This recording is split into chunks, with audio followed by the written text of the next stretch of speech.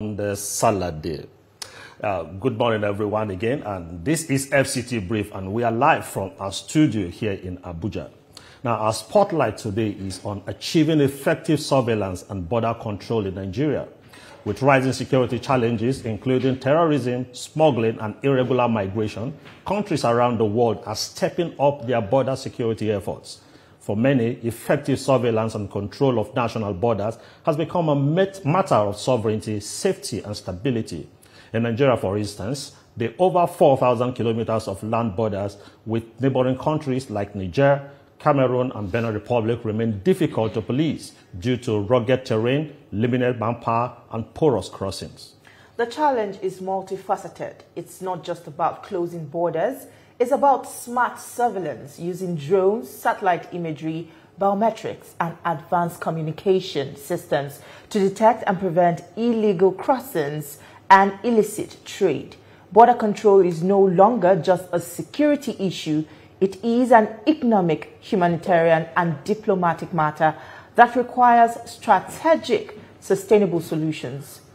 And to further deepen the conversation, we have in the studio two gentlemen here. One of them is an artificial intelligence and cybersecurity consultant, Hanniel Jafaru, and he's right here in the studio with us. We also have ACG James Sunday, retired. He is also a border security management expert. It's good to have you here in the studio, gentlemen. Pleasure. Sorry, excuse me. Being here. Well, just before we jump straight into the conversation, we'll have a short clip to play from the Chief of Defense Staff. Let's watch this short clip. Pakistan fenced 1,350-kilometer border with Afghanistan. That was the only time they had peace. Saudi Arabia and Iraq, 1,400 kilometers fenced completely. Can we start thinking of fencing our borders? We have 1,500 kilometers with Niger Republic, 1,900 kilometers with Cameroon. Chad is there. All over us, surrounded by Francophone countries, and the Sahel is heating up. All right, that was the Chief of Defense Staff there speaking on fencing Nigeria's border. Now, I will begin with you, ACG James Sunday. You've heard what the Chief of Defense Staff has said, fencing Nigeria's borders as a way of securing the country. Considering the vast borders that we have as a country, do you think this is actually feasible, or do you think this is just wishful thinking? As a professional who has been on the field, the border control and border management is beyond the issue of structural erection. Yes, the three elements of border security has to do with the wall, it has to do with technology, it also has to do with the manpower. That's the three elements of border security. But when we talk about the border has two components: the border management component and then the border security component. The border management component has to do with the strategic position of a country, which has to do with the executive of the border management agency, what they are doing administratively to ensure a secure border. And when we talk about border security, we are talking about the tactical and operational level, where the field officers that are sent there are supposed to be able to be skillful in handling facilities that can secure the border. So when we look at these two elements, both the border management and the border security, we will discover that border is not just about fencing. Yes, we have a large expanse of borderline. From the north, that's Niger and Nigeria. We have from the east, Chad and Cameroon, and we also have from the Benin Republic side.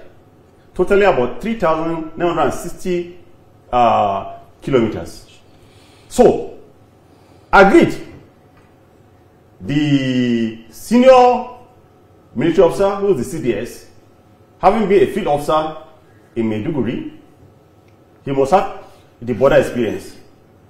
But the practical aspect of border management is within the purview of the Nigerian Immigration Service. Because the Nigerian Immigration Service happen to be, by design, the gatekeeper of the nation. And when we talk about fencing of border, we must also consider the economic, social, and political value and benefits that will accrue to the country if the border is managed adequately by dispensing the elements of the border. Yes, if the country has enough money to build a border of about 3,960 square kilometers, or about 3,960 meters, if you multiply it by $1,000, let's say $1,000 is the exchange rate, we'll have about $3,960 million at $1,000. If it's about 1.5, about $1,500, it will give us about $5,940 million to erect a structure about 6 meters high. Okay. That is huge and very important in what we're discussing now. But Mr. Jafaru, let me come to you with this. You are an IT expert. We're talking about erecting walls. He talked about the 3 components: the manpower, the walls, the technology. We're in the AI age. How effective can technology be deployed, AI be deployed, in helping us to manage our borders? Okay, so excuse me. The challenge is not largely about the border. Why the border management is quite important, and technology is a very strong tool when it has to do with border management, which to a large extent we've not effectively implemented. There are a whole lot of areas that are not being manned when it has to do with borders. So if you don't have offices in those areas, but there are borders where you can just walk in and walk out without having immigration officers there. So if we don't cover the management aspect, the focus is largely on major borders.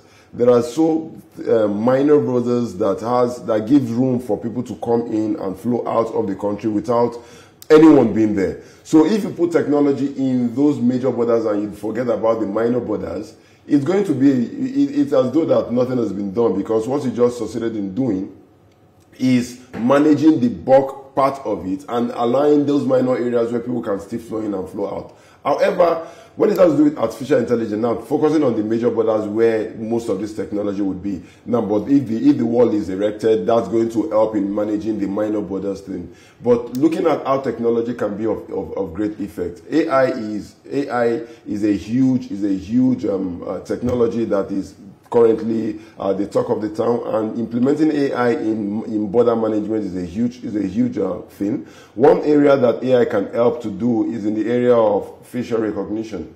We have a whole lot of these terrorist guys or all these criminals that tend to pass through the border. So if AI is deployed without having to have those immigration officers there, an AI technology or a camera that has been embedded with AI can actually capture the face of somebody who happens to be a criminal, cross-check it amongst the database of criminals that have been enlisted as wanted criminals, and raise an alarm. So that's one area that AI can help out with. Secondly, AI can help out with management. We can actually pinpoint to know who and who gets into the country and who goes out of the country with AI-embedded drones or AI-embedded cameras. Now, looking at it from the aspect of drones now, drones are also very strong border patrol agencies. So we begin to have artificial intelligence drones who can be moving around patrolling the borders against having their human counterpart doing that border patrol.